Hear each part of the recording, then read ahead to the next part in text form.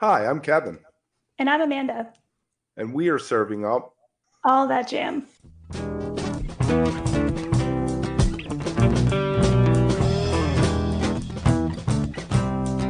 All That Jam, Quick Hit. Scott Sharrard on Ahmet Ertegun.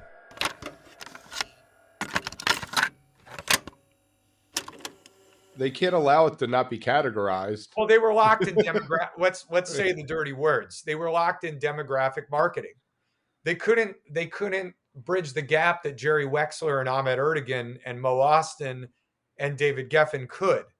They couldn't step up and be real tastemakers. They needed another house. They needed another pool. They needed to send their kids to the best college. They couldn't shave off some money to get the real rich thing that could have happened done. And some people made it through. Like, thank God D'Angelo made it through.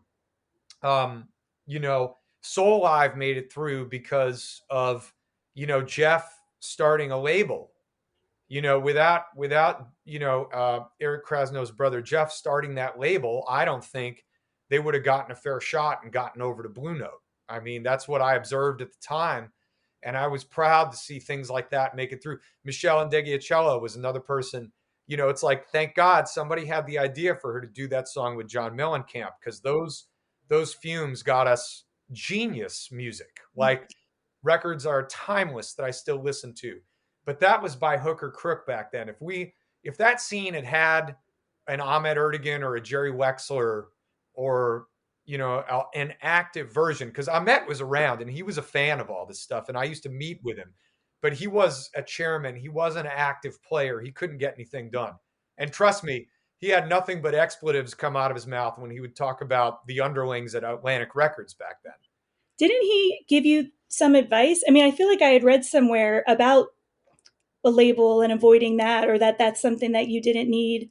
Was that a conversation that you all had at some point?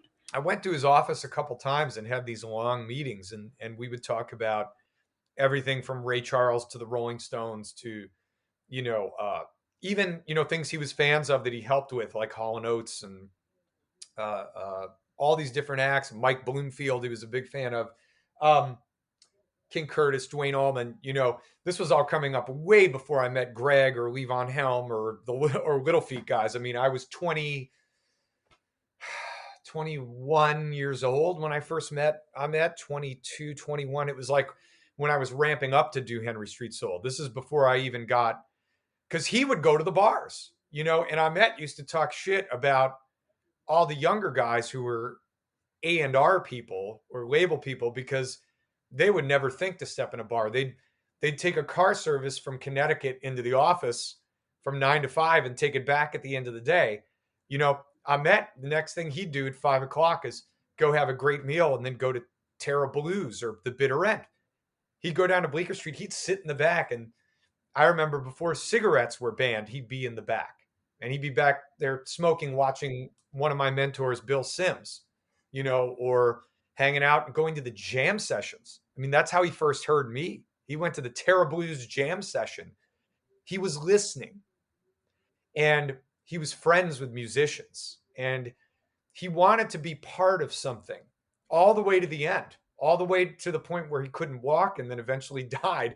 He wanted to be in the mix with the musicians.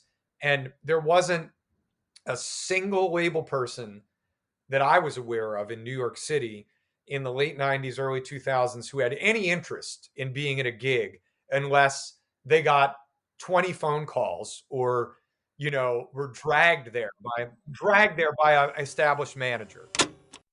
If you are enjoying All That Jam, please like and subscribe to our social media channels at All That Jam Pod on Twitter, Instagram, and Facebook, or visit our website, allthatjampod.com. Make sure to sign up for our email list and tune in every week for new episodes. Also, look for full interviews on our YouTube channel. And remember, stay beautiful, but don't stay underground too long.